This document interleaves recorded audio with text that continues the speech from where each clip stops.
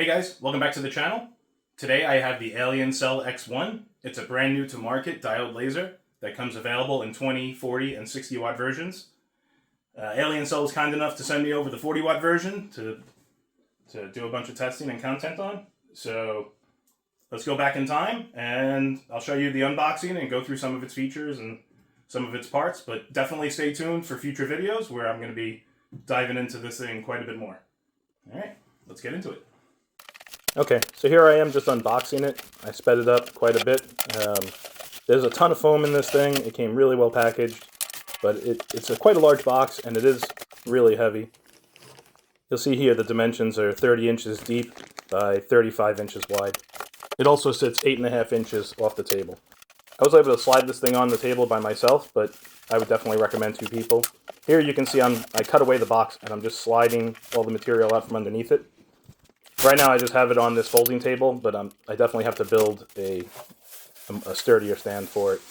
So here we have a dual fan exhaust fan that just clips onto the back of the unit and you can exhaust left or right.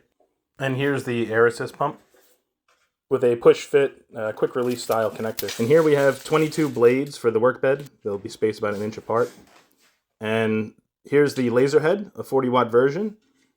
See the connector for the air, the rails to slide up and down, 2 fans for cooling, and here is where the autofocus probe goes. That'll just connect on with a magnet. Tucked away in the back here is this flexible exhaust ducting, and of course we have our laser safety glasses. So here you can see inside the unit with the large work surface, you have the belts on all 3 axes. So here you can see the connector for the laser head as well as the air assist, and they have these 3 yellow flags that indicate the 3 screws that need to be removed. They were placed there to keep the gantry from moving during shipping. So I peel off this protective film right away on everything I get. Let me know down in the comments if you guys peel yours off or leave it on. Right here on the front right side you have your emergency stop button. It's push to stop and twist to release. And below that you have a few ports. The one on the right accepts a USB key. The machine comes with 2 of them, and you have to leave one inserted in order to operate the machine. Next up you have these 4 accessory ports. We're using one of them to plug in the air assist. Next up you have the port where you're going to plug in your computer to control the machine.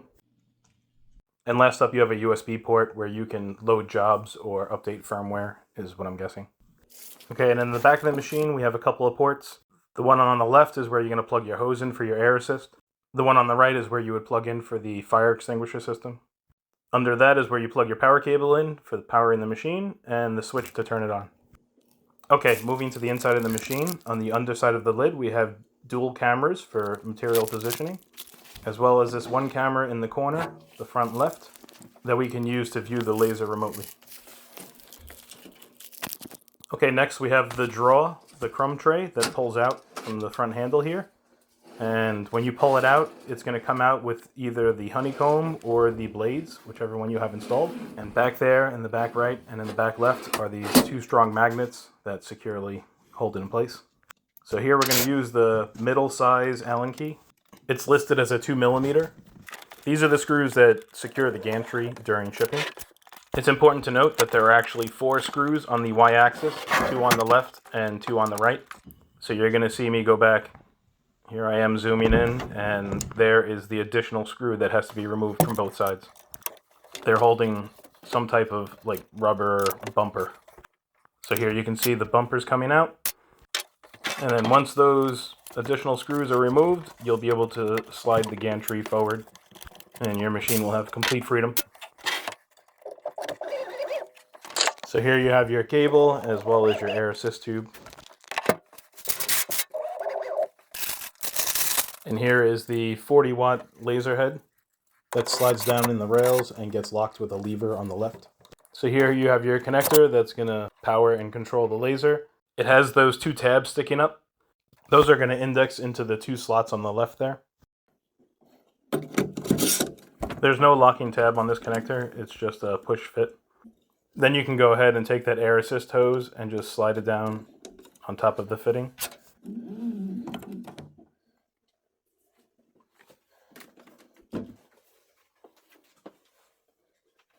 It's time to peel some more of the protective film.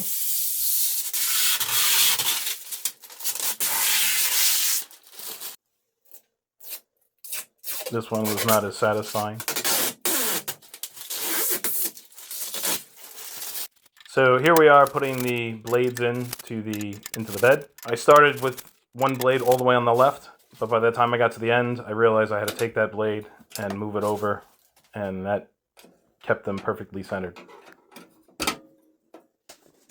This was awesome, being able to place a full 18 by 24 piece of material down on the bed without any obstructions. So here we just have some manuals. We have 2 slate coasters, some clamps, some grease, some USB adapters. And here is that USB key that you have to leave inserted in the machine in order for it to operate. You could remove that from the machine if you have children and you don't want them to have access to operating the laser. And here you have a USB A to C adapter. These are those magnetic clamps that you can use on the bed. There's the tube of grease for lubrication, your slate coasters, a nice eyeglass case with the protective eyeglasses. Here are 2 filters for the exhaust fan. Just pop right in. And they come with a spare set.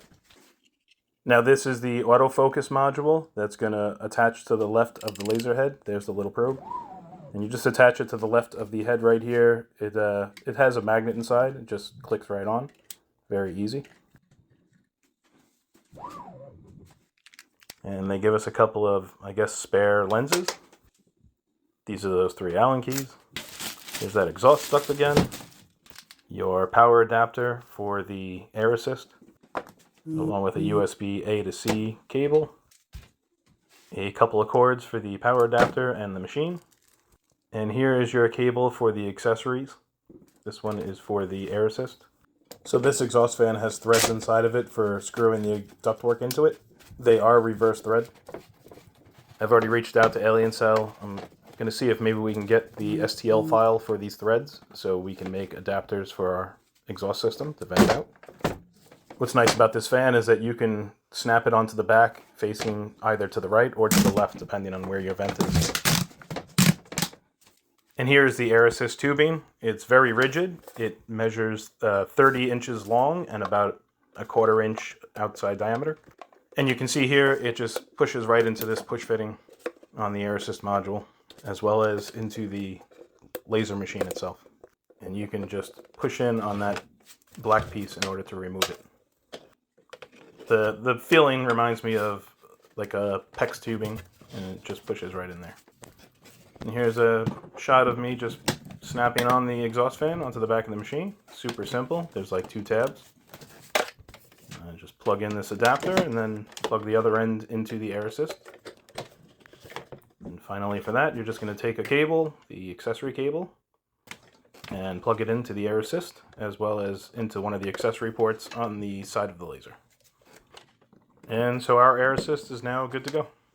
And here is that key that has to be inserted into the USB port to unlock the laser. Now you just plug the laser in and power it on.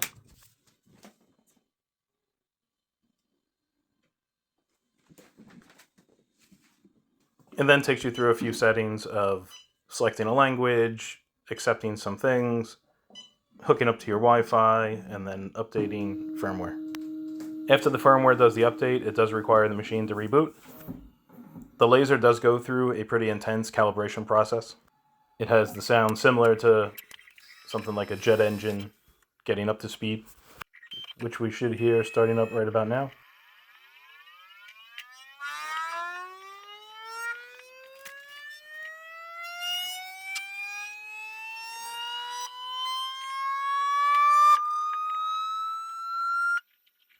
I can't tell you how much I love those crosshairs. They're very bright, and it's going to make positioning a breeze.